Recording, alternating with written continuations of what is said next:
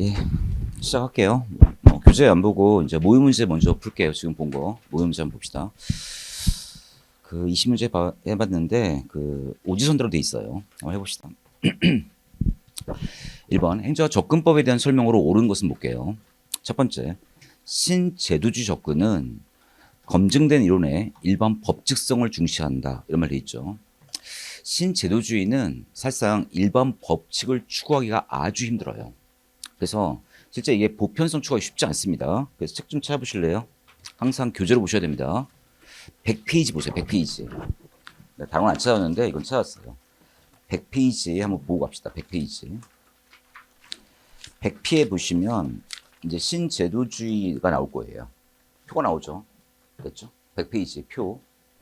표 마지막에 보시면 거기 이런 말이 나올 거예요. 아마도 거기 공통점에 보시면 맨 마지막에 뭐 써있죠, 거기. 제도적 맥락을 강조하게 되면 일반 이론을 개발하는 것은 불가능하다. 결국 시 공간의 제약을 인정한 중범위 이론밖에 안 된다라고 돼 있지 않습니까? 이 말이에요. 그래서 신제도주의는 어차피 일반 이론 구축이 힘들어요. 그렇다면 일반 법칙을 추구한다는 요 지문은 뭘 말할까 이거는? 이거는 주어를 뭘로 바꾸면 좋을까요? 이건 행태주의예요. 이건 뭘 말한다고요? 1번의 1번 지문은 이건 뭘 말한다고요? 행태론을 말하는 거예요. 행태론 또는 행태주의죠. 행태론 자체가 뭘 추구한다고요? 요게 일반 법칙성을 추구하는 거예요. 법칙성을 추구한다. 라는 거 잊지 마세요. 일반 법칙을 추구한다는 말이 뭐예요, 이게? 결국은 사이언스를 추구한다. 이 말이에요. 됐죠? 그래서 1번의 1번 지문은 주어를 뭐 해야 된다고요? 바꿔줘야 돼요. 온 김에 하나 더 할게요.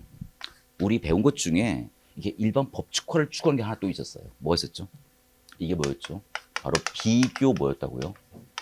행정론이 일반 법칙화는 추구했는데 이게 성공했어요? 실패했어요? 사실상 이러려고 했는데 이건 뭐예요? 사실상 일반 법칙이 뭐였다고요? 실패해서 지금도 일반 법칙화를 위한 노력은 진행 중에 있다. 이건 아마 기억나실 것 같아요. 그래서 1번에 1번 지문 뭐라고요? 그건 행태론을 말하는 지문이에요. 됐죠? 다시 100페이지 마지막에 뭐 써있다고요? 신제도주의는 일반 법칙화를 추구할 수 있더라 없더라? 없기 때문에 사실 이건 뭐예요? 그 시 공간의 제약을 인정하는 중범위 연구밖에 안 된다라는 한계점이 좀 있어요. 됐고 2번 보실게요. 체제로는 현상을 설명하는데 전체보다는 부분을 강조한다고요? 이건 너무 쉬운 얘기인데 체제는 결국 뭐죠? 체제란 말이 영어로 뭐라고 하죠? 시스템이란 말하고 시스템이 무슨 말이에요?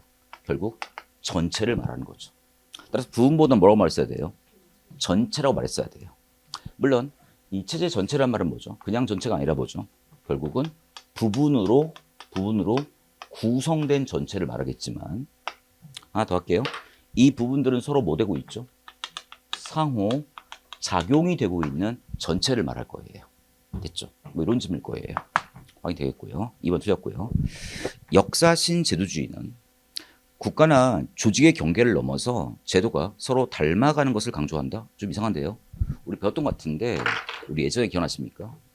우리 신제도주의, 역사신 제도주의하고 뭐가 있었죠? 우리 비교할게요. 사회학적 신제도주의인데 기억나십니까? 이게 뭘 연구하죠? 왜 뭐 되는가? 왜 달라지는가를 연구하는 게 뭐라고요? 그게 역사신 제도주의라면 얘는 뭘 연구하죠? 왜 같아지는가를 연구하죠. 그죠? 그래서 왜 달라지는가라면 역사신 제도주의고 이 같아진다는 것은 뭐죠? 사회학이에요. 그래서 이게 뭐였죠? 이게 그래서 우리 왜 동형화라는 개념을 얘기했던 기억이 납니다. 이 말이 나오면 뭐라고요? 역사학, 사회학이죠. 그래서 3번은 서로 닮아가는 걸 강조하니까 주어를 바꿔야 돼요. 뭘로? 사회학적 신제도주로 바꿔주셔야 돼요. 다 틀렸죠? 네 번째 너무 쉬웠는데요. 공공선택이론, 퍼블릭 초이스론은 합리적 선택 이론의 제도의 역할을 접목해서 공공부문에까지 확대 적용한 것이다. 예, 맞는 말입니다. 그래서 퍼블릭 초이스론을 뭐라고 부르죠? 다른 말로 합리선택 신제도주의라 부르는 거예요. 됐죠? 다음 몇 번이라고요? 4번 되겠다는 겁니다. 근데 잠깐만 합시다. 지난 문제풀이도 했던 것 같은데 한번 좀 잠깐만 해볼게요. 원래 이게 있어요. 원래 레이셔널 초이스 이론이 나왔던 거예요. 우리말로 뭐라고 할까? 안 쓸게요. 합리적 선택 이론이에요. 인간들이 워낙 많이 있다 보니까 집단의 딜레마가 만들어져서 문제가 생기니까 이 문제 해결을 위해서 뭘 만든 거죠, 우리가? 제도를 만들었다. 그래서 이 인간들의 전략적, 의도적, 합리적 선택으로 제도를 만들었다가 뭘까요? 이게 합리 선택 이론이에요. 됐죠? 여기서 출발해서 뭐 나오죠? 아실 것 같아요. 레셔널, 그 다음 뭐가 있을까? 초이스, 그 다음 뭐죠? 쓰기 싫은데 절자 너무 길죠? 합리 선택 신제도주의로 발전된 거예요. 경제학 신제도주의죠. 그래서 인간이 제도를 만들었는데 그 제도가 뭐 한다고요? 인간을 뭐 한다고요? 제약한다. 이렇게 만들어진 거예요. 그래서 다시 읽어볼게요. 1번에 4번에 보시면 합리 선택 이론에 이게 뭐예요? Rational Choice Theory에다가 뭐라고요? 제도의 역할을 접목해서 요거예요. 제도 역할을 접목한 게 뭐라고요? 합리 선택 이론이라는 겁니다. 됐습니까? 그 얘기 이게. 그래서 공분에까지 확대 적용한 것이 Public Choice론이에요. 그러니까 합리 선택 신제도주의 뼈대는 뭐였다고요? 결국은 합리 선택 이론이었던 거예요. 됐습니까? 수업 시간에 뭐 얘기를 했던 것도 같기도 한데 이런 흐름은 좀 알아주시기 바랍니다. 그래서 요 종류 중에 하나가 뭐라고요, 이게? 그게 지금 얘기한 뭐라고요? 퍼블릭 뭐라고요? 초이스론이 되는 거다. 뭐 이런 얘기예요. 됐죠? 정답은 몇 번일까? 옳은 것은 4번으로 보이고요. 5번. 행태로는 이상적 제도를 법제화하면 안정적 질서가 유지된다는 가정에 기초한다. 지금 뭐 나오죠? 이상적 제도를 뭐 하면? 법제화하면 안정화될 거다. 이 말 아닙니까? 이건 뭘 말할까? 이건 구제도주의예요. 이건 뭐라고요?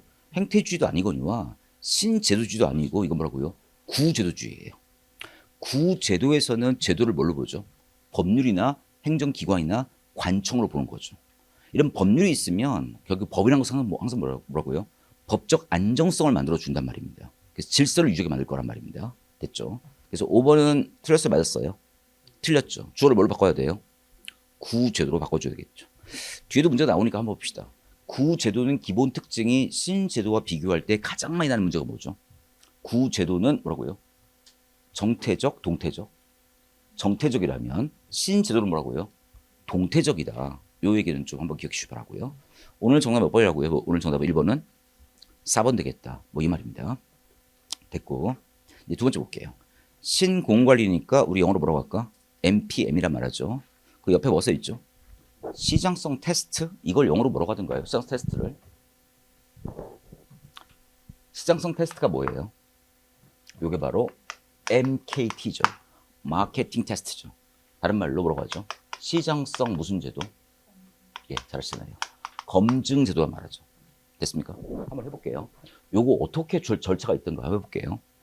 먼저 필요 없으면 뭐죠? 필요 없으면 100% 뭐라고요? 정부 기능 뭐 하자고요? 폐지하자. 두 번째, 필요한데 정부가 책임을 질 필요가 없다면 뭐 하면 좋죠? 민영화하는 게 좋겠고. 세 번째, 필요해요. 근데 정부 책임도 있어야 돼요. 그럼 뭐 하죠? 완벽히 민영화가 안 되니까 뭐 하자고요? 민간 위탁을 해야 되는 문제고.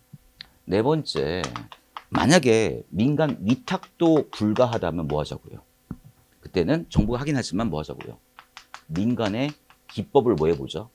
도입해보자. 이 얘기 좀 알아주시면 될 것 같아요. 됐죠? 확인되고요. 그 다음 이 MKT가 어디서 나오게 되죠? 미국의 영국이에요. 미국 영국?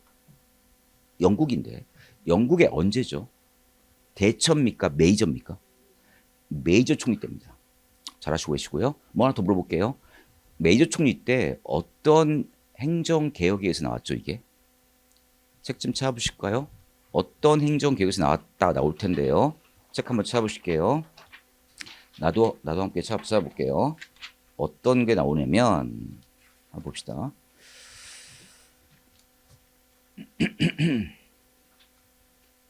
거기 115페이지 보실게요. 115페이지 거기 뭐 나와요? MKT 91년도에 나온 거고 영국이 언제였죠? 메이저 행정부에 나왔다 말 나옵니까? 그래서 여기 절차가 있는데 아무튼 절차 얘기했고요. 1번에 뭐 나오죠 거기? 일종의 무슨 분석이라고 돼 있어요? 사전 분석, 사후 분석, 사전적 분석이에요. 됐죠? 이 사전적 분석을 좀 잊지 마세요. 됐죠? 미리 해보는 거예요. 미리. 됐죠? 그거 확인하시면 되지 않을까 싶고요. 그럼 해봅시다. 2번에 틀린 거 봅시다. 1번. 90년대에 영국의 행정개혁 일환으로 시행되었다. 맞습니까? 언제였죠? 영국의 누구? 대처 메이저였고. 두 번째. 특정 공공업무의 처리 방식을 선택하기 위한 안 나오잖아요. 사후적 사전적 검증 절차였다라는 거 잊지 마시겠고요. 세 번째. 정부가 수행하더라도 시장성이 강하면 책임운영 기관 형태로 약하면 공기업 형태로 운영하는 것이 바람직하다. 좀 볼게요.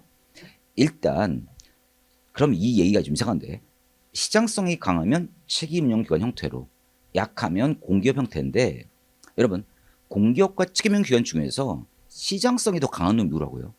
공기업이죠 당연히. 어차피 책임운영 기관은 뭐예요? 민간이에요 정부예요. 어차피 정부 조직이거나 정부 기업이기 때문에 이건 엎어야 돼요. 문장 바꿀게요. 어떻게 바꿔야 된다고요? 시장성이 강하면 뭘로? 공기업 형태로. 만약 시장성이 약하면 뭘로? 책임운영기관 형태로 가야 되는 거예요. 됐습니까? 하나 물어볼게요. 그러면 책임운영기관은 민영화예요? 민영화 아니에요? 민영화 아니죠. 공기업도 민영화 아니에요? 공기업도 민영화 아닙니다. 잊지 마세요. 아시겠죠? 또 그냥 넘어가면 안 돼요. 다시. 책임운영기관은 결국 법인이다 법인이 아니다? 법인이 아니거니와 정부 형태니까 당연히 뭐예요? 정부 조직이거나 정부 기업 형태니까 당연히 뭐예요? 민영화가 아니고. 공기업은 어때요? 법인이에요 법인이 아니에요? 법인이죠. 그런데 얘는 뭐예요? 그렇다고 해도 민영화는 아닌 거죠. 정부가 보통 지분을 50% 이상 보유하니까. 근데 준정부기관은 어떻죠? 당연히 뭐예요? 법인이고. 근데 얘는 뭐예요? 정부 지분이 50%가 좀 안 될 가능성이 크기 때문에 얘는 뭐라고요? 민영화가 되는 거죠. 됐죠? 이 정도 확인하시면 될 것 같아요. 됐죠? 그래서 시장성이 좀 더 강한 건 뭐라고요? 확실히? 강한 건 얘보다는 확실히 뭐예요? 얘는 분명해요. 됐죠? 하나만 옮기면 더 할게요. 여기는 좀 애매하죠. 공기업도 뭘 추구하죠? 공공성과 뭘 추구하죠? 기업성을 추구하고. 준정부자도 뭘 추구하죠? 공공성은 뭘 추구하죠? 기업성 추구하죠? 근데 공기업은 얘와 비교할 때 뭐가 더 강하죠? 기업성이 강하고요. 얘는 뭐가 강하죠? 공공성이 강해요. 똑똑합니다. 민영화 아닌데 기업성이 강하고 민영화인데 공공성이 강해요. 똑똑하지 않습니까? 요건 따로 좀 알아주시기 바랍니다. 아시겠죠? 심화에서도 봤던 내용이 같기도 하고요. 우리 책에서도 얘기는 나오고 있고요. 됐죠? 됐습니다. 책에서 한번 확인해 볼까요? 우리 심화 보기 전에 확인해 볼게요. 확인해 볼게요. 어디 있나 찾아보실래요? 나 안 찾을래요? 여러분이 찾으세요. 여러분이 찾으세요. 공기업 찾으면 되겠죠? 공기업. 꼭 책 찾는 거예요. 승부는 뭐 하는 거라고요? 찾으셨나 보죠? 몇 페이지예요? 31페이지라는데요. 31페이지 보시면 31페이지. 31페이지 보시면 거기 공기업의 이념 나옵니까? 첫 번째가 뭐죠? 공공성. 두 번째가 뭐예요? 기업성. 근데 그 뒤에 뭐가 써 있냐면 그러나 공기업은 뭐가 좀 강조되고 있다고요? 기업성이죠. 하지만 준정부기관은 뭘 더 강조한다고요? 공공성을 좀 더 강조합니다. 됐습니까? 그 얘기를 한번 할 수 있을 것 같아요. 됐고. 그래서 오늘 전화 몇 번이라고요? 3번 되겠고. 3번 보실게요. 시장성 테스트는 내부 시장화 또는 민간화 등 다양한 제공 방식을 제시한다. 맞죠? 다양한 방법들을 제공하고 있는 거예요. 그 다음 5번 시장성 테스트에 적합한 업무는 급속한 시장 변화 속에 있는 업무를 포함한다. 당연히 맞는 말입니다. 당연히 맞는 말이에요. 사실상 모든 업무를 포함합니다. 그래서 필요하면 뭐라고? 필요하면 민간 능력이 좋다는 얘기입니다. 됐습니까? 그게 전혀 안 된다면 뭐예요? 정부가 하긴 하지만 민간 기법을 도입해보자. 여러 방식을 택하겠다는 얘기입니다. 전화 몇 번일까? 3번 되겠습니다. 그 다음 자료가 왔으니까 좀 보고 갑시다. 됐죠? 문제가 어렵지 않았으니까 됐고요. 평균 53점이고요. 봅시다. 1번 정답률이 72%였습니다. 잘하셨고요. 2번 정답률이 또 75%네요. 75%. 3번 보실게요. 3번 뉴 가버넌스입니다. 여러분 일단 뉴 가버넌스란 말이 나오면 일단 머릿속에 그릴 게 있어요. 그리고 들어가야 돼요. 일단 NPM과 뉴 가버넌스인데 구분짓기도 하지만 가버넌스는 조금 넓다 좁다. 개념이 좀 넓어. 그리고 NPM은 아시다시피 뭘 말하는 거죠? 해보세요. 행정에 뭘 말하는 거예요? 해봐요. 행정에 뭐? 한마디로 말하면 행정에 뭐? 말이 없어. 새해가 돼도 변화가 없네요. 행정의 새로운 교형화라면 얘는 뭐죠? 행정의 새로운 뭘 말할까? 정치화를 말하는 거예요. 됐죠? 그럼에도 불구하고 가버넌스에서도 교형 개념이 있다 없다? 안고 있는 건 당연할 수 있을 거예요. 느낌상 구분 진다면 얘는 우파 컨셉, 좌파 컨셉. 우파 컨셉이라면 얘는 뭐라고요? 좌파지만 정확히는 뭐라고요? 중도 좌파예요. 얘는 중도 좌파급이다. 이렇게 말하면 좋겠다라는 얘기죠. 확인됐고요. 해보죠. 3번 봅시다. 옳은 것만 골라볼게요. 첫 번째, 정부 내부 관리에 초점을 맞춘다. 혹시 기억나십니까? 얘와 얘를 비교할 때 얘는 조직 내의 관점일까? 조직 간의 관점일까? 이게 조직 내의 관점이고요. 얘는 조직 간의 관점이에요. 그러니까 주로 내부 관리에 초점 둔 것은 뭐라고요? NPM이에요. NPM. 가버넌스 비교한다면 이건 NPM 얘기예요. 아니면 전통 이론이거나. 사실은 내부 관리 아니면 외부 관리. 외부 관리를 말 써야 돼요. 그래서 정확히 말하면 국가나 시민사회나 시장과의 네트워크 관계를 강조하기 때문에 얘는 내부, 외부, 외부적 수평 관계를 강조하는 개념이에요. 내부란 말이 들어오면 안 돼요. 제끼시고요. 두 번째, 계층제보다는 무슨 네트워크? 수평 네트워크 모형이죠. 누구? 국가, 시장, 시민사회 간의 수평적 연결망을 강조하죠. 님은 맞네요. 정부는 방향 잡기다. 기억나십니까? NPM의 정부 역할은 뭐였죠? 스티어링. 가버넌스 뭐였죠? 스티어링. 맞죠? 하나 더 할까요? NPS. 신공공서비스론. 걔는 정부 역할이 봉사죠. 그러니까 가버넌스는 뭐예요? 스티어링 맞습니까? 맞죠. 이건 맞아요. 디귿 맞고요. 1번. 정부 단독의 국정관리 능력을 강조한다. 에이, 국가, 시장, 시민사회 간의 다양한 주체를 강조하기 때문에 얘는 단독 관리를 강조하는 개념이 아니죠. 여러 관계 속에서 여러 주체를 인정하는 개념이잖아요. 그러니까 1번은 제끼시고요. 미음번. 20세기 말 정부 혁신의 이론 기초를 제공했다. 일단 혁신이 나오면 뭐죠? 혁신이 나오면 정부 혁신? 이거예요. 근데 이건 뭐라고요? 가버넌스도 사실 이 개념을 갖고 있기 때문에 이거는 맞을 수 있는 얘기예요. 됐죠? 그래서 지금 옳은 건 뭐라고요? 니은, 디귿, 그 다음 뭐라고요? 미음이죠. 니은, 디귿, 미음. 저는 몇 번이라고요? 4번이죠. 근데 미음은 좀 조심하실 게 뭐라고요? NPM으로 봐도 괜찮아요. 근데 이거는 가버넌스도 충분히 뭐예요? NPM을 안고 있는 개념이기 때문에 맞다는 겁니다. 그래서 정답 몇 번일까? 그래서 몇 번? 4번이죠. 편안합니다. 너무 쉬웠죠, 문제가. 그래서 3번 정답률은 66%였습니다. 네, 4번입니다. 4번은 너무 쉬웠는데요. 뭐야? 4번 정답률이 47%입니다. 왜 이러죠? 그냥 찍으세요. 4번 뭐예요? 정답은 몇 번? 5번이죠. 1번 퍼블릭 초이스는 무조건 뭐라고요? 경제학이에요? 아니면 정치학이에요? 경제학이죠. 물론 정치의 논제를 다루는 정치 경제학이지만 경제학은 무조건 뭐라고요? 개체주의, 총체주의? 개체주의죠. 아까 얘기했던 체제론은 뭐라고요? 방법론적 총체주의라면, 전체주의라면 퍼블릭 초이스는 뭐라고요? 100% 뭐라고요? 개체주의니까 미시것이. 미시연구입니다. 하나 더 할게요. 경제학은 100% 뭐라고요? 귀납법, 연합법? 연합법이에요. 미시연합법 잊지 마세요. 하나 더 할게요. 온 김에. 행태로는 미시의 것이에요. 방법론적 개체주의니까 얘도 뭐라고요? 미시인데 얘가 설문조사 방법이기 때문에 얘는 연합법, 귀납법. 얘는 귀납법이에요. 됐죠? 그래서 1번은 무조건 맞는 말이고요. 2번 합리적 이기주의. 경제학은 인간을 뭘로 본다고요? 합리 경제로 보니까 100% 맞는 말이잖아요. 그 다음 세 번째, 집합적 결정을 중시합니까? 아, 그래서 경제학인데 원래 경제학은 개인의 선택을 강조하는 개념이지만 이게 뭘 다루고 있다고요? 퍼블릭 문제를 다루는 거예요. 그래서 3번이 맞는 거예요. 아마 내 생각으로는 여러분들이 3번을 찍었던 것 같아요. 그냥. 그죠? 틀린 사람들은. 맞습니까?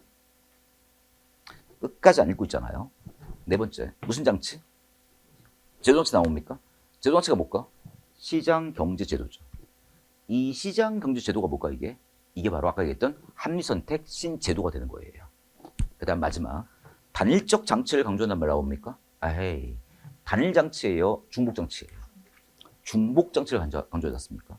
기억나십니까? 그래서 중복장치, 관할권의 중처, 기억나세요?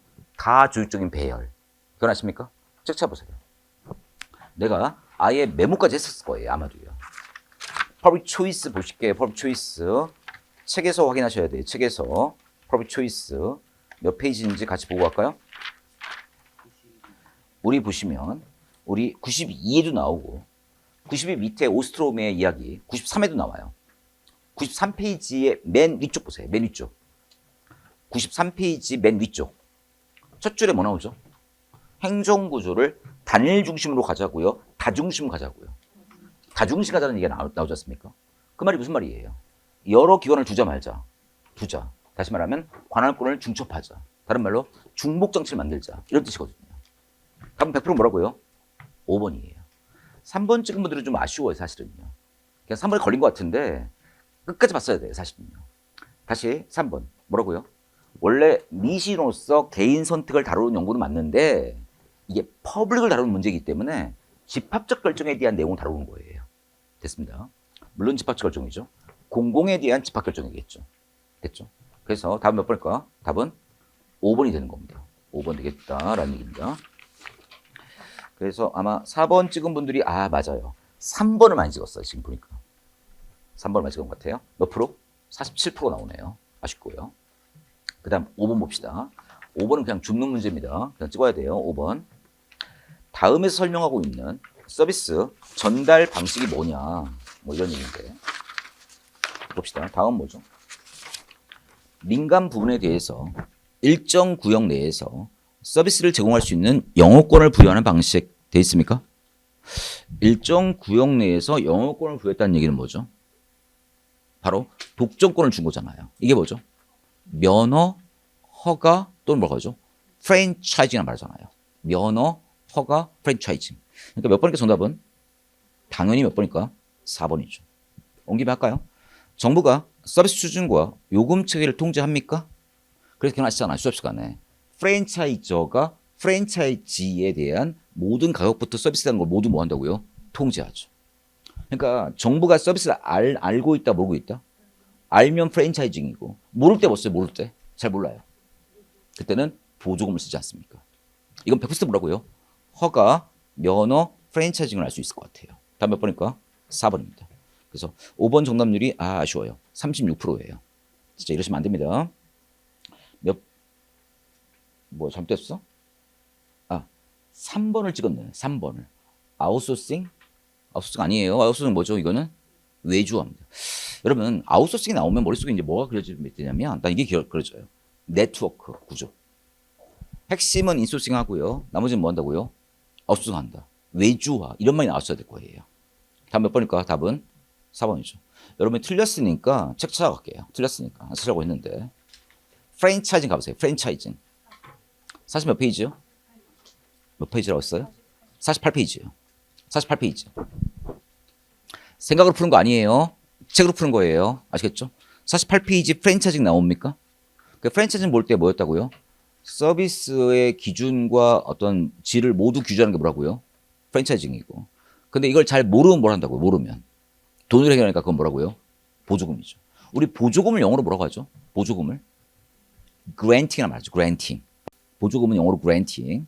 허가 면허는 영어로 뭐라고 한다고요? franchising. 이렇게 영어로 곧바로 내니까 아시기 바랍니다. 보조금 낼 때도 보조금을 안 내고 granting 할 때가 있으니까 영어로 알고 계세요. granting. 아실 거라 믿고요. 5번의 정답은 전원율은 36%였고요. 6번 보실게요. 6번은 좀 잘 읽어야 돼요. 행정 가치에 관한 설명으로 옳은 것 좀 볼게요. 아래부터 볼게요. 5번부터 봅시다. 답이 위에 있다는 얘기죠. 공익과정설은 공익과 사익이 명확히 구분되는 별개로 본다. 여러분 기억나시죠? 여기다 할까요? 실체설은 기본이 뭐였죠? 실체설은 이거잖아요. 사익을 모두 더하면 그게 공익이 되는 거 안 되는 거예요? 안 되는 거죠. 즉 사익들이 결합된 게 공익이라고요. 이걸 초월한 그 무엇이라고요? 이걸 초월한 하나의 엔티티죠. 실체죠. 따라서 공익과 사익은 구별돼야 한대요. 분명히 구별되지 않습니까? 그런데 과양설은 달라요. 과양설은 기본적으로 사익을 더한 게 뭐라고요? 그게 공익이니까 합쳐진 게 공익이 되니까 사익과 공익은 구별이 안 돼요. 섞여 있다고요. 그래서 공익 개념이 하나에 여러 개예요. 하나죠. 언이니까. 단일성이라면. 얘는 공익 개념이 뭐예요? 여러 개일 수 있어요. 그게 다수성이 있다고 말하는 겁니다. 됐죠? 하나 더 할까요? 공익과 사익의 갈등은 있다 없다? 원천적으로. 갈등은 없어요. 초월적 그 무엇과 갈등은 없다면 여긴 기본적으로 갈등을 내포한 개념이에요. 아실 거라 믿고요. 그러니까 5번은 맞다 틀리다? 틀렸죠. 5번은 뭘로 주어로 바꿔야 돼요? 실체설이고 별개니까. 4번 수평형평은 약자에 대한 배려의 의미이고 수익형평은 동등한 자들 간의 공평의 의미이다. 거꾸로 같은데요. 수평이 뭐죠? 같은 것은 같게고 수직이 뭐라고요? 다른 것은 다르게니까 약자를 도와준 건 뭐라고요? 오히려 수직형평이죠. 됐죠? 여러분 하지만 4번은 100%는 아니에요. 100%는 아니에요. 이거 4번 문제는 사실 이렇게만 볼 수는 없는 얘기예요. 사실은요. 됐죠? 근데 그냥 대략 이제 수직형평을 우리는 뭐라 한다고요? 같은 것은 같게 다른 건 다르게 다른 건 다르게로 보는 걸로 이렇게 확인하시기 바랍니다. 자세히 얘기 안 할게요. 여기까지 들어가면 복잡해지니까. 그 다음 세 번째, 대내 민주는 국민의 참여이다. 민주에 뭐가 있죠? 대내 민주와 대외 민주가 있는데 대내 민주는 뭘 말하는 거예요? 권한을 내려주는 게 대내 민주고 대외 민주는 뭐죠? 시민에게 뭐 하는 거죠? 반응하는 게 대외 민주죠. 그러니까 국민이 나오면 시민이 나오면 뭐라고 이거는? 대외예요, 대내예요? 대외라 말해야 되겠죠. 2번 효율성은 결과 측면, 효과성은 과정 측면에서 평가의 중요한 기준이 된다. 어때요? 여러분 혹시 기억나십니까? 오랜만이네요. 우리 효율성을 얘기할 때 옛날 그리고 요즘 얘기할게요. 옛날 얘기가 좀 이제 행정학적 개념인데 이건 뭐라고요? 경영학적 개념인데 여기서는 효율이 뭐였죠?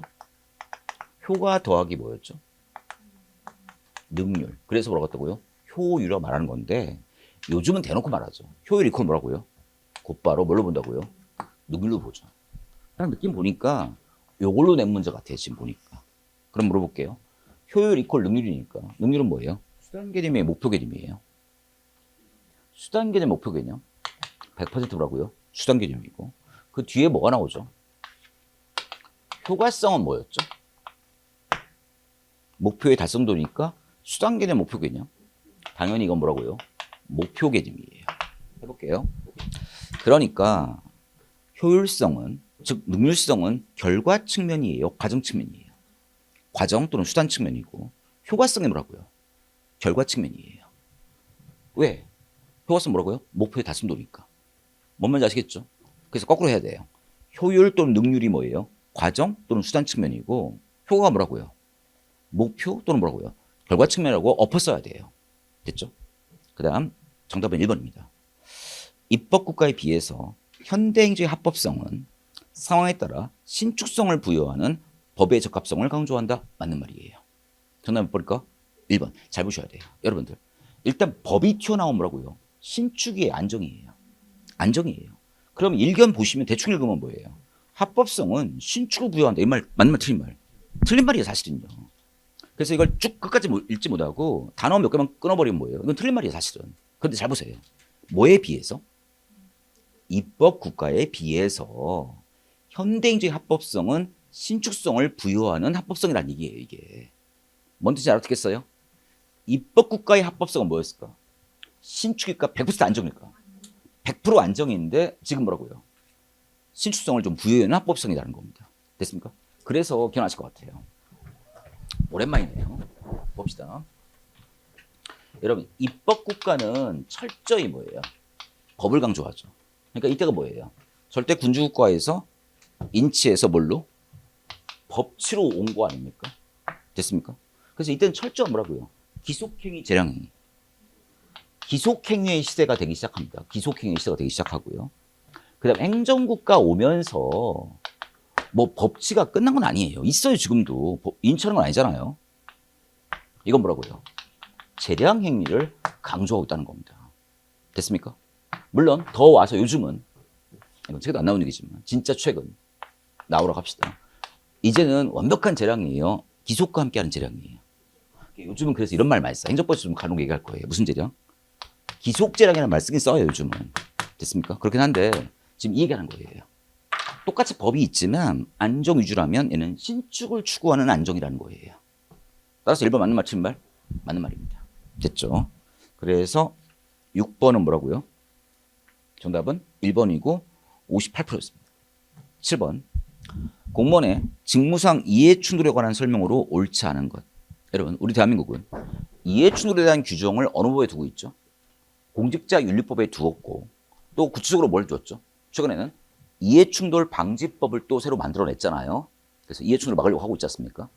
요 지문은 일부 지문 중에는 지난달 문제풀이도 나왔던 기억이 나기도 하고요. 해봅시다. 옳지 않은 것. 공무원의 직무상 의무와 개인적 이해의 충돌을 뭐한다? 충돌을 의미한다. 맞습니까? 자신의 지위가 자신의 개인적 이익과 충돌한다면 뭐예요? 우리는 그걸 회피해 줘야 되겠죠. 두 번째, 이해 충돌의 회피의 기본 원칙은 누구도 자신의 사건에 대해서 뭐 할 수 없다? 판결할 수 없다는 것이다. 맞지 않습니까? 그래서 여러분들, 그래서 판사들도 뭐 한다고요? 자신의 관계가 있는 업무의 일에 대해서 뭐 한다고요? 스스로 판결할 수 있다고요? 아니면 기피 신청해야 된다고요? 내가 이 재판을 맡으면 안 되는 거죠. 기피 신청해야 되는 것이죠. 요즘 드라마요. 프로보노인가? 보다 나오더라고. 프로보노. 나오더라고. 프로보노 봤어요? 보지 마시고 여러분들. 됐습니다. 내가 설명 드릴게요. 됐습니다. 드라마 볼 때 아닌 것 같고요. 그 다음 상황 보죠. 이해충돌 규제를 강조하는 이유는 주인 대리인 관계의 신뢰성 유지가 필요하기 때문이다. 여러분, 주인이 누구예요? 국민이고요. 대리자가 누구예요? 공무원들이죠. 공무원이거나 판사거나 뭐 누구겠죠. 그런데 결국 여러분, 우리 주인 입장에서 공무원이나 판사나 검사의 그런 직무 행위를 우리는 믿어야 돼, 안 믿어야 돼요? 믿어야 되는데 그들이 이해충돌 상태에서도 그걸 회피하지 않는다면 뭐 한다고요? 우리는 믿음이 가는 거 안 가는 거예요? 안 가는 거니까 실효성 유지를 위해서 뭐 한다고요? 이해충돌을 뭐 해야 된다고요? 규제해야 되겠죠. 네 번째, 이해충돌을 규제하기 위한 제도는 일반적으로 사후 교정 성격을 띈다? 사안적이죠. 여러분 혹시 아십니까? 이해충돌 방지 방안에 뭐가 있죠? 좀 더 적적 방식이 있고요.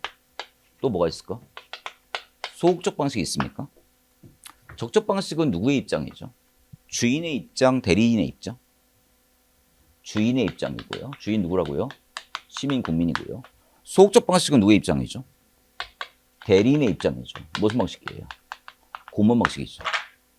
그래서 아예 이해 충돌이 예상되면 국민이 그 공무원을 그 자리에 앉히지 않는 거고, 얘는 뭐라고요? 공무원이 나의 직무와 나의 이해가 결부돼 있으면 뭐 한다고요? 이를 회피해 주는 거잖아요. 그래서 나온 게 뭐죠? 문제 내볼까요? 우리나라 브라인 트러스트 제도. 백지 신탁 제도는 첫 번째 입장이 두 번째 입장이에요. 두 번째 입장이죠. 뭐라고요? 백지 신탁 제도. 내 주식 재산을 뭐 한다고요? 미리 팔거나 아니면 신탁회사에 맡겨서 아예 처분하게 하는 제도잖아요. 됐죠? 우리는 현재 뭐 갖고 있다고요? 첫 번째, 두 번째? 두 번째 입장이 좀 강한 편이에요. 백지 신탁 제도가 무슨 법 규정돼 있죠? 공직자윤리법이죠. 기억나실 거라 믿습니다. 책을 보실게요. 책을. 이해충돌 방지에 대한 얘기는 책에서 봅시다. 이해충돌 방지 얘기는 책에서 봅시다. 책에서. 몇 페이지예요? 빨빨 찾네요. 페이지 382페이지예요. 382페이지 보시면 상단에 나올 거예요. 찾았습니까? 상단에 찾았어요? 주인 입장과 대리인 입장 나옵니까? 나올 거라 믿고요. 그 위에 온 김에 이해 충돌의 유형 나옵니까? 무슨 충돌이 있죠? 실질 충돌, 외견 충돌, 또 뭐가 있죠? 잠재 충돌도 지난번 문제풀이에서 나왔던 것 같아요. 됐습니까? 그거 확인됐고요. 다시 그 앞 페이지 가볼까요? 381. 381 보시면 맨 위쪽에 뭐가 써있죠? 381 맨 위쪽에. 백지 신탁제도 나옵니까? 그걸 영어로 뭐라 한다고요? 브라인 트러스트제로 말하고. 380을 갈게요. 380. 380 아래쪽 무슨 법? 공직자윤리법이라는 겁니다. 그래서 공직자윤리법에 뭐가 나오나를 100% 아셔야 돼요. 뭐가 나오고 있죠? 한번 보실까요? 공직자윤리법에 뭐 나와요?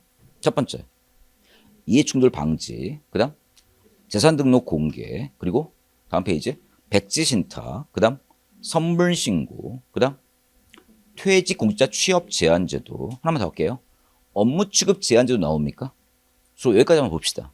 이 정도가 무슨 법이라고요? 공직자 윤리법이죠. 온 김에 하나만 물어보고 갈게요. 비위 면직자 취업 제한제도는 무슨 법 규정이죠? 그건 부패 방지 및 국민권익위법이고, 퇴직 공직자 취업 제한제도는 공직자 윤리법 내용이죠. 100% 암기죠.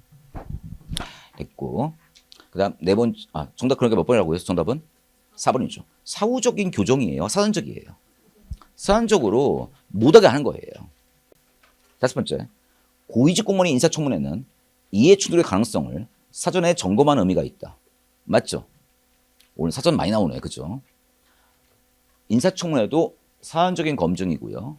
오늘 아주 사전 많이 나오니까 한번 사전만 해볼까요? 뽑아서 해볼까요? 갑자기 떠오르는 것들 해볼까요? 사전적이라는 것이 나오면 이해 충돌도 뭐라고요? 사전적인 검증의 측면이 있고, 똑같이 얘기했잖아요. 인사청문회도 사전적인 검증이잖아요. 하나 더 볼까요? 우리 고공단에 있어서 근무수 평정합니까? 둘 다 하지만 역량평가합니까? 역량평가가 뭐라고요, 이게? 사전적 검증장치예요. 이해충돌, 인사청문회, 역량평가가 사전적 검증장치다라는 거 아시고 있고요. 아까 했는데 MKT, 사전적 뭐라고요? 검증장치죠. 됐습니까? 이 정도가 사전 쪽에서 많이 얘기되는 것이 아닐까 싶습니다. 그렇죠. 아실 거라 믿고요. 됐고, 이것도 잠시 나올라나? 왜 주제 영향 분석이 있을 텐데, 요것도 뭐라고요? 사안적이잖아요. 사안적인 거, 요런 거 알수면 좋겠네. 한번 메모하시죠. 요런 것들이 뭐라고요? 사안적이잖아요. 떠오르는 거 맞습니까? 한번 메모하시죠. 이런 것들. 사안적인 검증장치다. 됐고, 정답 몇 번이라고요? 4번이죠. 7번 정답률은 77%였고요. 이제 8번입니다. 8번. 국가지정법에 대한 설명으로 옳지 않은 것은 1번. 정부는 예산이 여성과 남성에게 미칠 영향을 미리 분석한 보고서인 성인재산서를 작성해야 된다. 이것도 미리네요. 성인지죠. 온 김에 더 해야 되겠네. 오늘 사전 아주 시리즈네. 혹시 기억나십니까? 성인지도 사전이고요. 하나 더 할까요? 성별 영양분석 평가도 뭐라고요? 사전이고요. 온 김에 온실가스 감축인지도 뭐라고요? 사전이고요. 이것도 있겠네요. 참여예산제도도 뭐라고요? 또 사전적이잖아요. 지방재정 투용자 심사도 뭐예요? 투용자 심사도 뭐예요? 사전이고. 중기 재정 계획도 뭐라고요? 아마도 사전일 거예요. 됐죠? 이런 것들이 사전적이라는 걸 알 수 있으면 좋을 것 같아요. 됐죠? 기억나시죠? 요거 기억나십니까? 요거? 요런 거 기억나요? 말이 없어. 찾아볼게요. 우리 책 거의 마지막을 한번 거의 막판에 있는데요. 지방행정 파트죠. 지방행정 파트 가보실게요. 이런 작업하는 거예요. 지방행정 가보실게요. 어디 나오죠? 페이지 541요. 541. 여기는 이제 541 나올 텐데요.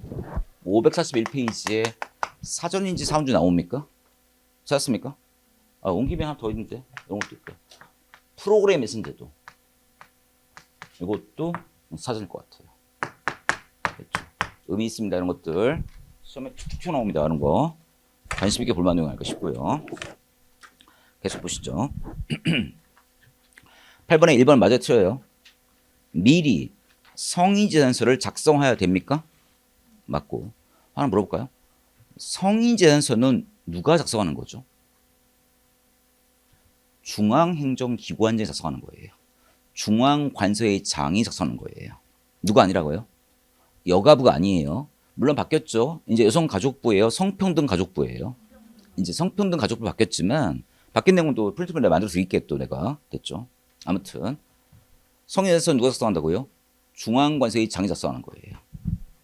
두 번째, 정부가 감사원에 세출 예산 요구액을 감액하고자 할 때에는 재정정책 자문회의에서 감사원장의 의견을 들어야 된다. 참 거짓말을 그렇다하게 합니다. 그게 아니라 뭐라고요? 국무회의에서 감사원장 의견을 듣는 거예요. 어디서 듣는다고요? 국무회의에서 듣는 거지 무슨 재정정책 자문회의에서 듣는 게 아니에요. 국무회의에서 의견을 들어야 되겠고요. 정답 2번이고요. 3번, 정부는 감사원 검사를 거친 국가 결산 보고서를 다음 연도 5월 30일까지 국회에 제출해야 한다. 맞습니까? 5월 31일까지입니다. 5월 31일까지. 이때가 국회로 뭐 넘어갈 때일까? 결산서 넘어가는 시점이에요. 5월 31일까지가. 네 번째, 정부는 예산이 온실가스를 감축하는 방향으로 집행되었는지를 평가하는 보고서인 온실가스 감축인지 결산서를 작성해야 합니다. 맞는 말이고요. 정부는 주요출 예산서를 작성하고 국회에 제출하는 예산안 첨부 서류에 이를 포함해야 합니다. 그러니까 비과세나 조세 감면의 측면을 다룬 보고서를 제출해야 되겠죠. 맞는 말이죠. 그래서 답은 몇 번일까? 답은 2번입니다. 8번 정답률은 33%예요. 왜 33% 나오는지 이해가 안 되는데요. 아마도 3번을 찍었네요. 3번을 찍었네요. 3번. 왜 3번을 찍은 거죠? 왜 3번을 찍은 걸까? 일단 모르니까 뭐예요? 5월 30일이 아닐 거다라고 추정한 거 아닙니까? 됐죠? 5월 30일만큼은 정확히 알아주셔야 돼요. 쭉 찾아보실게요. 5월 31일. 가서 보고 올게요. 결산 볼게요. 결산. 결산에 5월 31일은 꼭 찍고 갑시다. 재무행정 결산입니다. 재무행정 거의 마지막. 결산. 400 몇 페이지요? 찾은 것 같은데? 450페이지요. 450페이지 보시면 맨 밑에 결산심사 확정 승인 나옵니까? 여기 며칠까지 보낸다고 돼 있죠? 그 위에 4번에 며칠까지 돼 있죠? 5월 31일은 꼭 알아주시기 바랍니다. 5월 31일. 5월 31일 나옵니까? 이 날짜는 꼭 기억하세요. 다른 건 기억 못해도 5월 31일만큼은 꼭 기억해 주시기 바랍니다. 됐고. 그 다음 이제 9번이죠. 점증주의입니다. 점증주의. 또 한번 물어보는 거죠. 점증의 핵심은 점이에요, 증이에요? 이제 아시겠죠? 점이죠. 증가 감소는 핵심이 아니에요. 조금이 핵심이에요. 해봅시다. 틀린 거. 인간의 능력 부족과 환경의 불확실성에 기초한 제한된 합리를 전제로 한다. 맞습니까? 어차피 인간은 뭐예요? 완전치 못하다는 겁니다. 물론 제한된 합리의 원조는 누구죠? 사이먼과 마추의 만족모형 맞아요. 하지만 점증모형도 제한된 합리적 가정을 깔고 있고요. 두 번째, 예산 결정은 전년도 예산 규모의 근거에 소폭의 변화만을 이루어진다. 맞습니까? 100% 맞는 말이잖아요. 소폭, 조금만 변하는 거죠. 당사자들의 협상과 적응 등 상호 조절 과정을 강조한다. 맞죠? 그래서 협상, 또 뭐예요? 적응, 상호 조절. 이게 한마디로 말하면 뭘까, 이게? 다원주의적 정치 과정이죠. 점증모형은 뭐와 함께 한다고요? L주와 함께 한다고요? 다원주와 함께 한다고요? 다원주와 함께 합니다. 다원주와 함께 하죠. 그래서 다원주에서는 원사이드한 승리가 있다 없다? 없기 때문에 예산 자체가 그래서 뭐예요? 가장 혁신적, 가장 보수적이에요. 가장 보수적일 수밖에 없는 거예요. 그러니까 예산은 그래서 전년도에 비해서 약간만 증가하는 것이지 엄청난 변화가 있는 건 아니라는 겁니다. 그 다음 네 번째, 사회적 불안정성이 높은 경우에는 설명이 힘들어진다. 여러분들, 점증모형은 주로 어느 나라를 설명하는 모형이죠? 선진국이죠. 선진국은 그래서 안정, 불안정. 안정된 사회죠. 그 안정된 사회를 설명할 수 있을 뿐이지 후진국 같이 불안정한 사회를 설명하기는 쉽다, 어렵다? 어렵다는 거 아니겠습니까? 그런 장면들이죠. 됐죠. 그 정도 확인하시면 되겠다라는 것이죠. 됐고요. 그 다음 참 베네수엘라는 참 공경에 처했죠. 이 베네수엘라 같은 데가 뭐예요? 지금까지 물가가 뭐예요? 작년에 비해서 거의 뭐예요? 거의 더블 튀는 상태입니다. 더블 튀는 상태. 그러니까 지금 물가가 더블 튀어버리면 뭐예요? 되게 안정적 불안정. 되게 불안정 상태 아닙니까? 이번에 또 공급받았기 때문에 또 뭐 한다고요? 또 사회 불안정도 더 심해지겠죠. 이런 나라는 급변이 될까 안 될까? 급변이 될 가능성이 크겠죠. 됐죠. 이런 나라들은요. 좀 이란도 지금 상태가 안 좋죠. 지금. 됐고. 그 다음 봅시다. 그 다음 5번. 전년 대비 5% 미만의 소폭적 변화를 점증의 판단 기준으로 한다. 누가 그래요? 이런 기준이 없어요. 몇 퍼센트라는 것은 거짓말 잘 친 거예요. 5%라는 기준이 없습니다. 아시겠죠? 5%인지 10%인지 그런 거 없습니다. 다 몇 번일까? 5번입니다. 그러니까 점증 변화의 기준이 명확하다, 명확하지 않다? 명확하지 않다는 약점이 있습니다.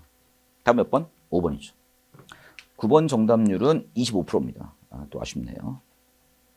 됐고. 4번을 많이 찍었어요. 불안정이 높을 때는 설명이 힘들다. 이걸 찍었더라고요. 이건 100% 맞는 말, 틀린 말? 이건 맞는 말이에요. 됐죠? 다시. 선진국은 안정, 불안정? 안정사회. 후진국은 뭐라고요?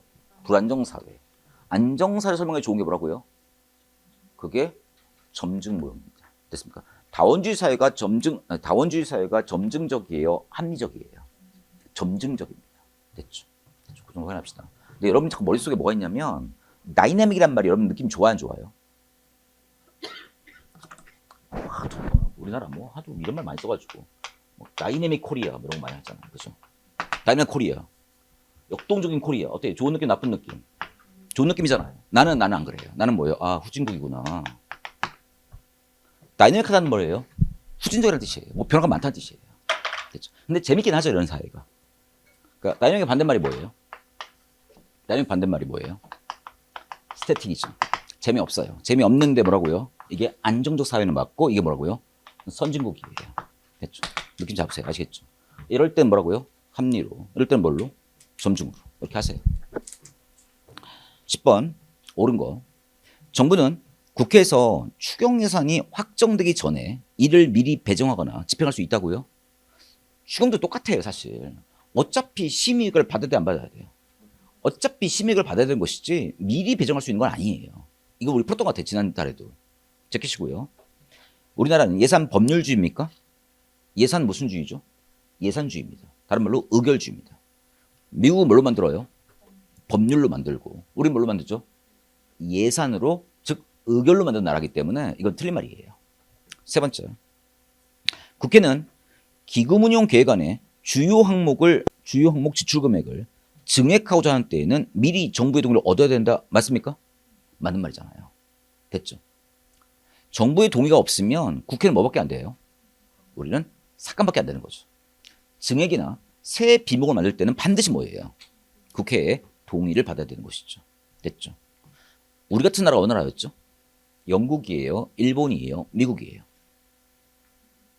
정부의 동의가 없으면 증액도 안 되고 새 비목 설정도 안 되는 나라가 어느 나라죠? 우리와 함께? 영국이죠. 됐습니까? 하지만 미국과 일본은 뭐예요? 정부의 동의가 없어도 증액도 신비목도 국회가 할 수 있어요. 하나 더 할까요? 본회의 중심 나라는 어느 나라죠? 우리, 일본, 미국, 영국. 영국이고요. 우리, 일본, 미국은 뭐라고요? 위원회 중심의 나라입니다. 됐습니까? 예산 심의결 말하는 거예요. 기억나시는 거 맞습니까? 보고 갈게요. 예산 심의결 보세요. 자꾸 책으로 보는 거예요. 예산 심의결. 예산 심의의결 보실래요? 처음에 있어요.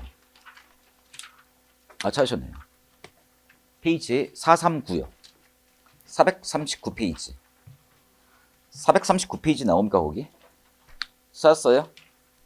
찾았습니까? 아마 439에 거의 4번과 5번이 그 얘기일 거예요. 됐죠? 그리고 3번은 뭐죠? 미국은 예산 무슨 주의? 법률주의. 우리는 무슨 주의? 예산주의 아니면 의결주의 아니면 비법률주의라고 말하겠고요. 그 다음 대한민국은 단원제, 양원제? 우리는 단원제 나라 아닙니까? 어떤 제가 더 신중하죠?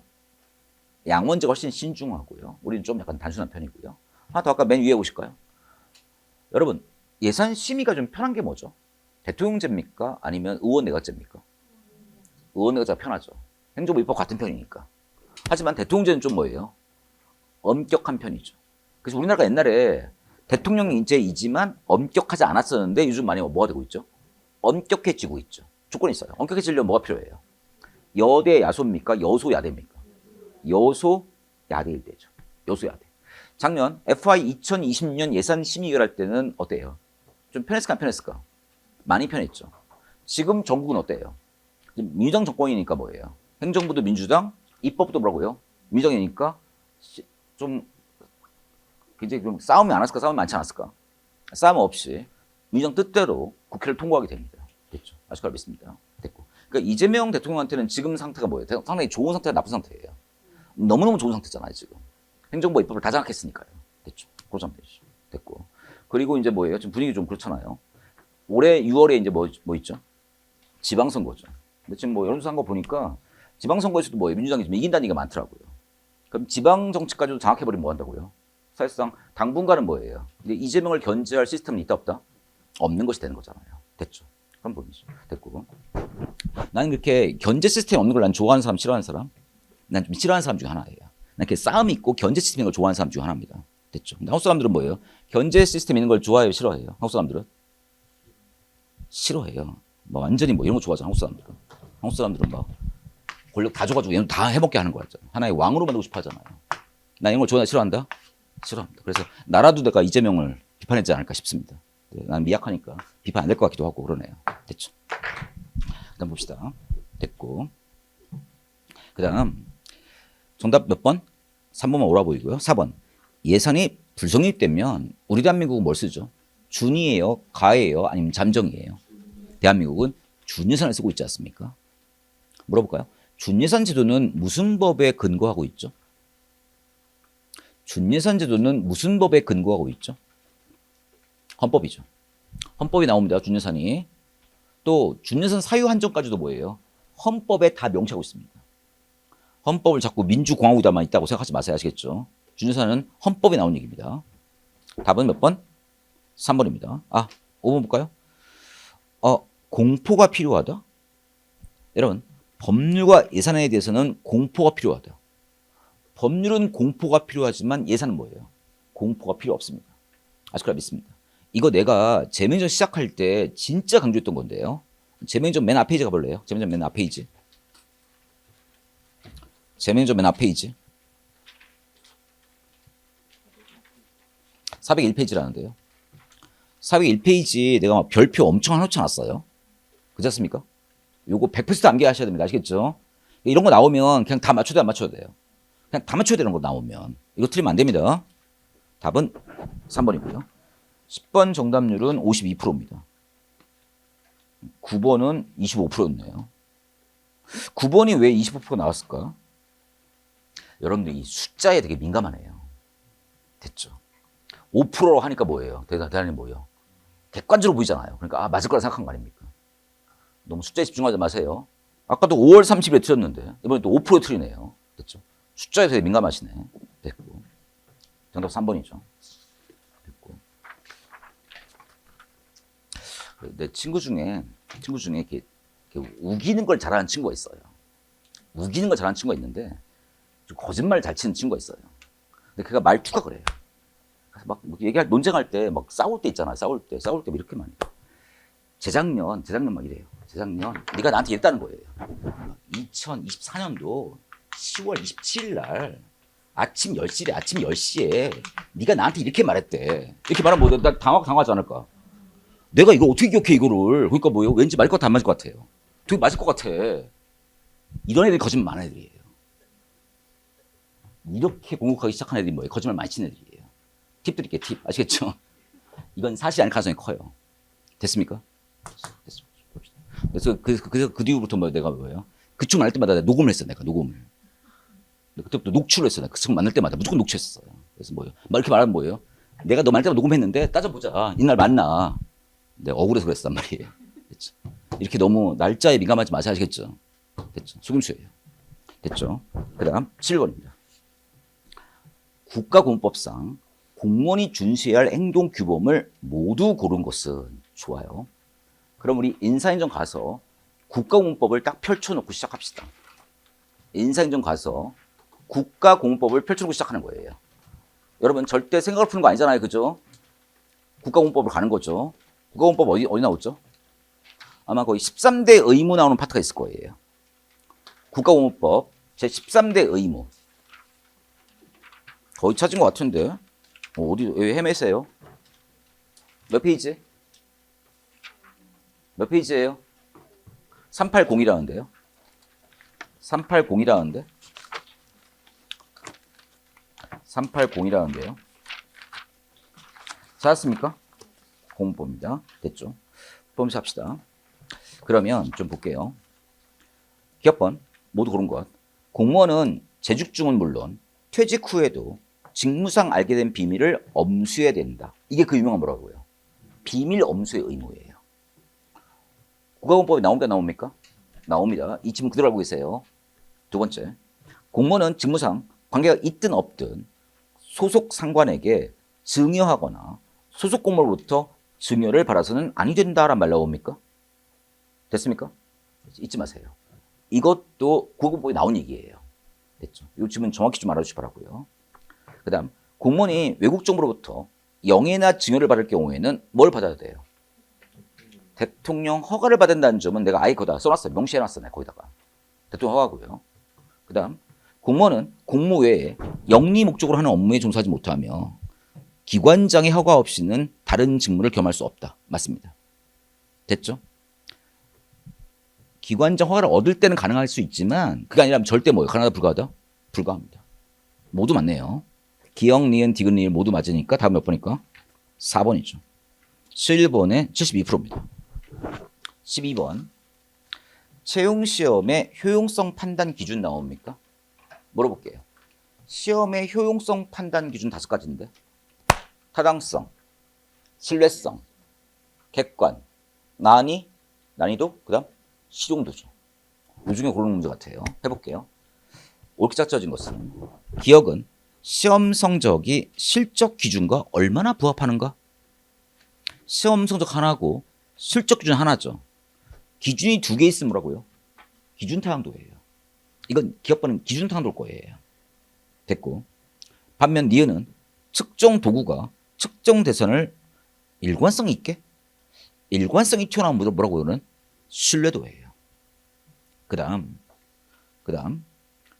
계속 볼게요. 측정 정도를 말하는 것으로 동일한 시험을 동일 대상에게 시간 간격을 두고 2회 실시에 그 성적을 비교하는 것을 뭔지 잘 모르겠죠? 이를 재시험법이라고 그래요. 재시험법. 답은 몇 번일까 그래서? 2번이에요. 그래서 이건 인사행정에 내가 안 써놨고 정책학에다가 내가 신뢰도 검증 기법을 써놨어요. 신뢰도 검증 기법. 정책학, 정책평가 쪽에다가 내 신뢰도 검증 기법을 써놨어요. 그거 보고 갈게요. 신뢰도 검증 기법. 페이지 198페이지예요. 198페이지 좀 가볼게요. 198페이지 보시면 상단에 신뢰도 검증 기법 나옵니까? 뭐 있어요? 재검사법 나와요. 이걸 다른 말로 재시험법이라고 하고요. 두 번째 뭐 나오죠? 복수양식법. 세 번째 뭐죠? 반분법. 네 번째 뭐죠? 내적 일관성 분석을 우리 보통 크롬바와 알파 계수 기법이라고 그래요. 이 네 가지 중에서 오늘 원래 물어봤다고요? 재검사법, 재시험법을 봤던 거예요. 시험을 2번 치른 거예요. 됐죠? 가볍게 알아주세요. 이 네 가지가 뭐라고요? 실도 검증 기법이고 지금 이건 뭐고요? 이거는 재시험법, 재검사법 말하는 거예요. 다음 몇 번일까? 2번이죠. 12번은 66%네요. 정답률이. 13번 주기부재입니다.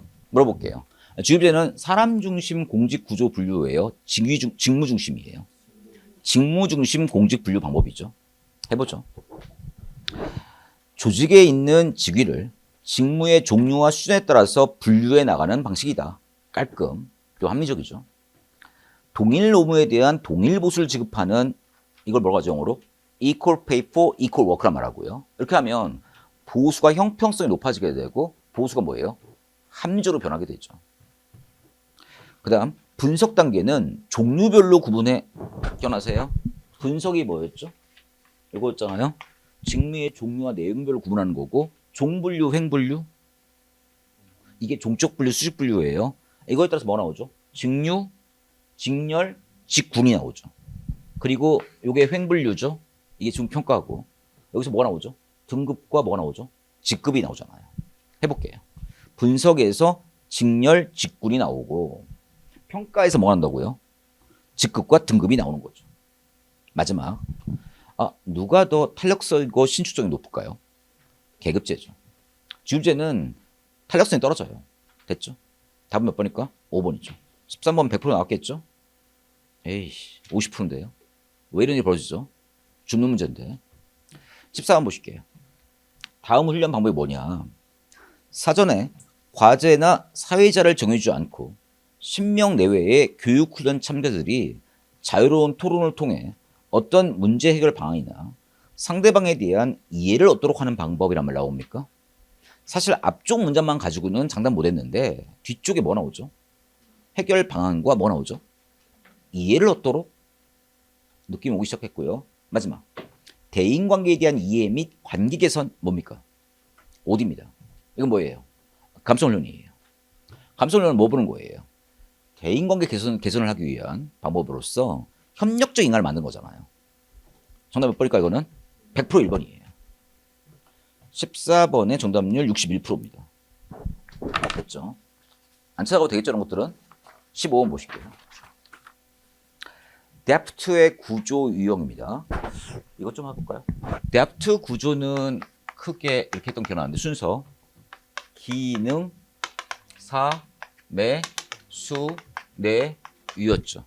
이게 기계 구조라면 얘는 뭐였죠? 유의 구조고요. 요거 뭐죠? 기능 구조, 사업 부서 구조, 매트릭스, 수평 구조, 네트워크 구조. 이 순서 암기하셔야 되겠죠? 해봅시다. 그 문제는 아닌 것 같지만 옳은 거. 네트워크 구조의 협력적 연계는 조직 간의 뿐만 아니라 조직 내에서도 형성될 수 있다. 맞는 말이에요. 네트워크는 조직 내도 네트워크이고 조직 간도 네트워크입니다. 두 번째, 수평 구조는 변화가 적고 안정 상황에 유리하다. 수평 구조도 이쪽에 가깝기 때문에 어때요? 안정 상황일 때, 불안정할 때, 불안정하거나 불확실할 때 유용합니다. 제끼시고요. 매트리스는 이중 구조 맞습니까? 맞잖아요.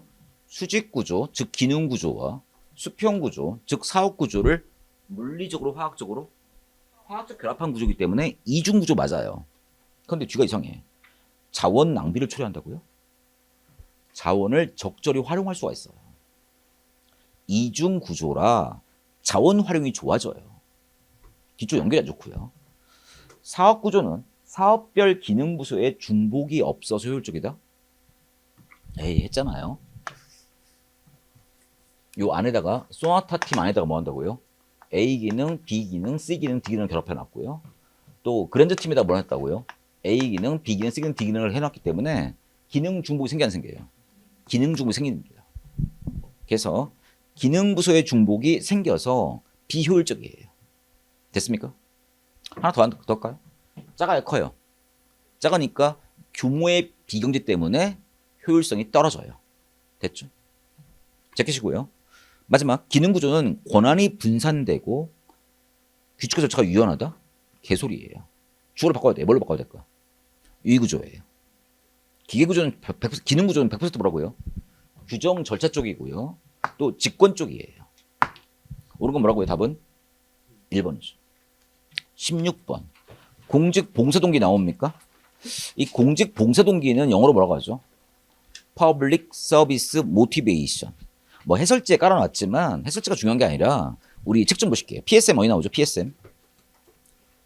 Public Service Motivation. PSM 찾아볼게요. PSM. PSM 찾아볼게요. PSM. PSM. 이렇게 못 찾죠? PSM.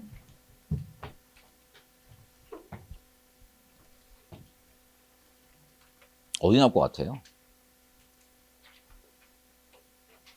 난 심화 같은데 왠지 느낌이. 심화 아닌가요? 심한가 어딘가 나도 잘 몰라요. 페이지 693페이지. 693페이지. 693에 이 PSM 나옵니까? PSM 찾았어요? 이건 진짜 중요합니다. 이거 별표 많이 돼 있어 안 돼 있어요? 별표 무지 돼 있습니다. 이거 100% 가셔야 됩니다. 이거 해볼게요. 옳지 않은 것 책 보면서 하세요. NPM의 내적 보상 위주의 동기부여에 반발하여 공공보험 종사자의 외지 보상을 강조한다는 말이 돼 있습니까? 여러분들 공무원은 민간기업 회사하고 좀 달라요. 공무원은 뭐가 강한 사람들이라고요? 외적 동기가 강한 사람이라고요? 내적 동기가 강한 사람이라고요? 내적 동기가 강한 사람이라는 겁니다. 또 그런 내적 동기가 강한 사람을 뽑아야 되고 또 뽑고 나서도 뭐예요? 내적 동기를 강화시키도록 노력을 해줘야 한다는 겁니다. 이게 PSM이에요. 따라서 정답 몇 번일까 그래서? 1번이에요. 공무원은 뭐라고요? 외제 보상을 강조한다고요? 내재 보상을 강조한다고요? 내적 보상 강조하는 사람이라는 겁니다. 따라서 정답 몇 번? 1번입니다. 여러분 그런 사람들이잖아요. 그죠? 여러분 공무원 하려는 이유가 뭐라고요? 여러분의 개인적 이익 때문이에요? 아니면 뭔가 봉사의 느낌이에요? 아닙니까? 모르겠어요. 그럴 거라 보는 거고요. 두 번째. 공공조직과 민간조직 간에는 동기의 차이가 있다고 전제로 한다. 맞습니다. 공무원 하실 분들 분명히 달라요. 확실히. 느낌이 달라요. 됐죠. 세 번째. 요 3, 4, 5는 그 책에 보시면 나오죠. 차원이 있죠. 페리어 와이즈가 말한 차원이 있습니까? 합리 차원. 두 번째 무슨 차원? 규범 차원. 맞아 뭐죠? 정서 차원이라는 페리어 와이즈의 PSM의 차원이 있어요. 해볼게요. 합리 차원의 공직 봉사 동기는 공무원들이 이거 알아주세요. 좋은 질문인데 공익을 추구함으로써 자신의 이익도 극대화한다는 겁니다. 좋은 표현입니다. 이건 꼭 기억해 주시기 바라고요. 아예 이 지문 책에 써놓으세요. 규범 차원은 국가에 충성하고 사회의 정의를 달성하고자 한다. 이게 공무원의 규범 아니겠습니까? 마지막 감성 차원은 뭐죠? 정책에 대한 몰입을 특징으로 한다. 몰입하고 있다는 것은 감정적으로 뭐예요? 들어갔다는 뜻이에요. 완전히. 이게 무슨 측면이라고요? 감정 측면이에요. 이 PSM은 한문적으로 분명합니다. 이거는요. 오늘 답은 몇 번이라고요? 1번이죠. 16번의 정답률은 52%입니다. 15번 30%였고요. 16번 52%입니다. 뒤쪽이 흔들리는 거죠. 뒤쪽이. 확실히 보니까 잠시 뒤에 이제 이거 하겠지만 아파트는 좀 하는 것 같아 보니까. 뒤가 흔들려요. 조직부터 흔들기 시작하는 것 같은데요. 그렇죠. 계속 합시다. 이제 17번 보실게요. 거래유십과 병유십인데 이건 쉬울 거예요. 일종의 신자질론이잖아요. 틀린 거.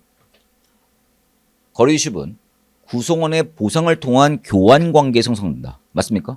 그래서 우리 거래유십이라 말하기도 하고 교환유십이라 말하기도 하고. 됐죠? 두 번째.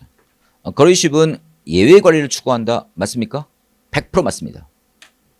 그래서 상급자는 예외적 업무만 하고 하급자는 일상 업무를 하기로 뭐 한다고요? 분업을 한 거예요. 거래유십은 지적 자극을 중시하고 병유십은 개별 배려를 중시한다. 지적 자극과 개별적 배려 모두 뭐라고요? 병유십이에요. 답은 3번이죠. 이런 거 틀리면 안 되는데 17번 정답률이 58%예요. 책 찾을게요. 조직론 리더십 이론입니다. 몇 페이지예요? 290? 289라는데요. 289. 책 찾는 거 싫어요? 하지 말까? 책책 싸움이에요. 아시겠죠? 승부는 책책 싸움이에요. 됐죠? 내가 뭐 쓰고 하는 게 중요한 게 아니에요. 사실은. 책이 중요해요. 거기 찾았습니까? 거래유십과 병유십 뭐 하는 거라고요? 책 보면 확인하시면 될 것 같아요. 찾아보실래요? 병유십에. 지적 자극 나와요. 됐습니까? 배려 나와요. 카리스마 나와요. 그리고 왼쪽에 가운데쯤에 예외 관리 나와요. 예외 관리 나와요, 안 나와요? 예외 관리 나옵니까? 그냥 복 찍는 거예요. 됐습니까? 업무를 할당하는 것. 업무를 명확히 할당한다면 뭘 찍어야 돼요? 거래유십이에요. 하나 더 할까요? 행태론 상황론 뭐라고요? 거래유십이에요. 신자질론 뭐라고요? 병유십이에요. 모험을 한다면 뭐예요? 병유십이에요. 변화를 추구하면 병유십이에요. 안정을 추구하면 거래유십이에요. 됐습니까? 그게 끝이에요. 됐고 답은 몇 번? 3번입니다. 4, 5번 안 봐도 되겠죠? 17번의 정답률 뭐라고요? 58%입니다. 18번은 오류인가요? 왜 이러지? 18번 뭐죠? 18번은 13%입니다. 왜 이런 일이 벌어졌죠? 뭐 분명히 내가 문제 잘못했겠죠? 오류겠죠? 18번 볼게요. 옳은 것. 앨리슨의 조직과정 모형. 앨리슨 모형 기억나세요? 앨리슨 모형 하면 뭐가 기억나죠? 1, 2, 3. 그래서 뭐예요? 쿠바 미슬 사건으로 만들어진 거 아닙니까? 얘가 뭐였죠? 모형아니? 합리 무슨 모형? 행위자 모형. 얘는 뭐예요? 조직 과정 모형. 얘는 관료 정치 모형. 뭐가 닮아있죠? 합리 모형 베이스고 얘는 회사 모형 베이스고 얘는 무슨 베이스예요? 프레이통 모형 베이스고. 그림 기억나시죠? 단일의 유기체, 반독립 하부 구조, 독립적 개인 행위죠. 됐습니까? 확인되겠죠? 됐죠? 해봅시다. 주주가의 모형은 앨리스 모형 2죠. 2는 권력 소재가 개인 행위자들의 정치 자원에 의존한다? 개인 행위자라면 모형 2예요, 모형 3예요? 모형 3잖아요. 1번 틀렸습니다. 1번 제끼시고요. 됐습니까? 두 번째, 쓰레기통 모형은 조직의 학습과 불확실성 회피? 요 두 개념이 어디서 나온 얘기예요? 회사 모형이잖아요. 저 보세요. 회사 모형 특징 5개 외우세요. 회사 모형 특징 5개. 문제 중심 탐색, 갈등의 준해결, 불확실성의 회피, 그리고 뭐예요? 조직학습. 맞아 볼까요? SOP예요. 기억나세요? 기억 못하면 끝나는 거라니까. 책 찾아보세요. 178페이지래요. 178. 178.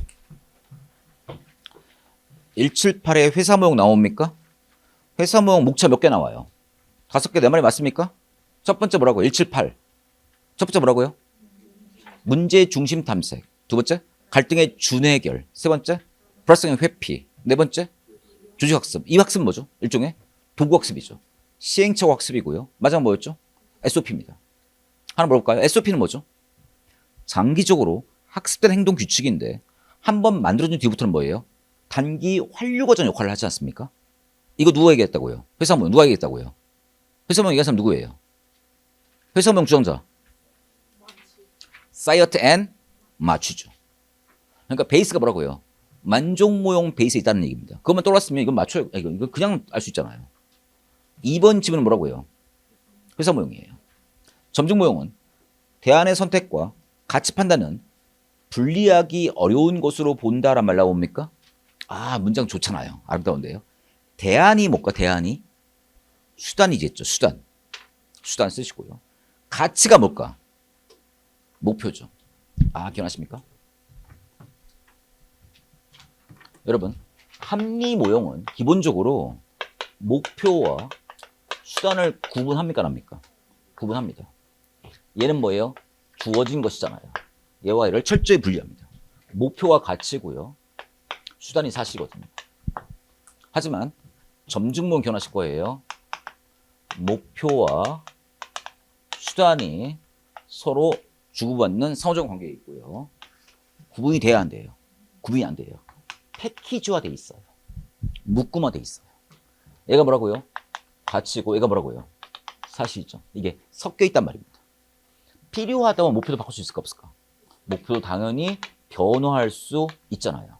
합리모형은 변화가 돼야 안 돼요. 목표가. 변화가 안 되고. 괜찮습니까? 다시 해볼게요. 대안의 선택, 수단과 가치 판단, 목표가 분리하기 어려워. 수단과 목표가 분리가 안 돼. 맞아, 틀려요? 맞죠? 다음 몇 번? 3번. 아, 아름다워요. 정말 좋아요. 3번 정답이고요. 4번. 만족 모형은 다수가 해당 정책에 합의했는지에 따라 좋은 우측의 여부를 판단한다. 뭐겠어요? 합의. 나는 별로 좋아하지 않는 용어지만 점증 모형이에요. 정책 과정이 있다는 얘기입니다. 이건 점증 모형이에요. 그 다음 비제한적 결정을 위한 초합리? 이건 100%라고요. 최종 모형이에요. 누가 말한? 5번 틀렸죠. 다음 몇 번일까? 3번입니다. 뭐야, 18번 몇 프로? 13% 이러시면 안 되는 거예요. 대체 뭘 찍은 거죠? 18번에? 찍은 거 보니까 4번 찍었네요. 4번. 4번은 뭐라고요? 만족 점증? 점증. 만족은 다분히 뭐라고요? 개인적인 만족 수준에 맞춰야 된다는 얘기가 나오는 거예요.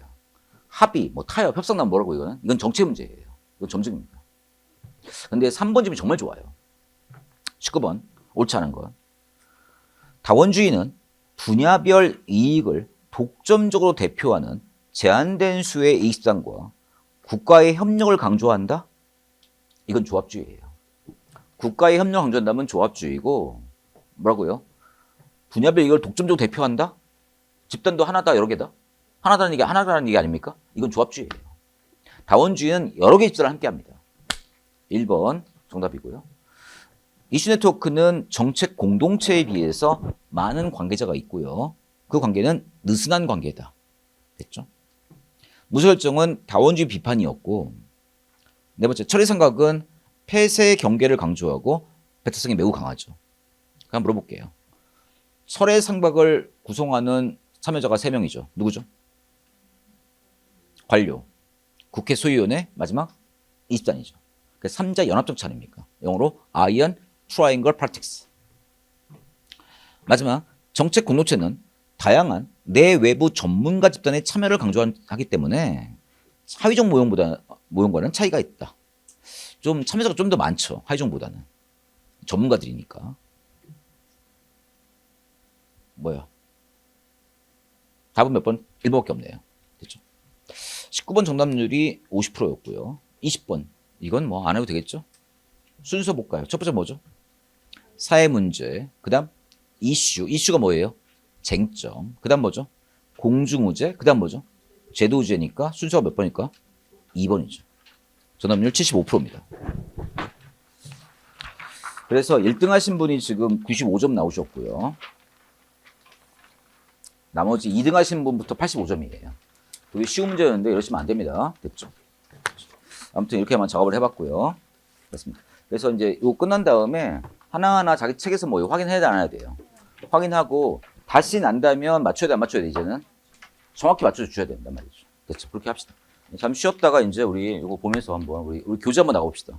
그래서 이걸 매주 할 거기 때문에 전진도로 나갈 거기 때문에 내 교재를 좀 이렇게 짧게 해놨어요, 내가. 여기 더 내 비중을 두려고 합니다. 됐죠? 짧게 쉬었다가 나갑시다.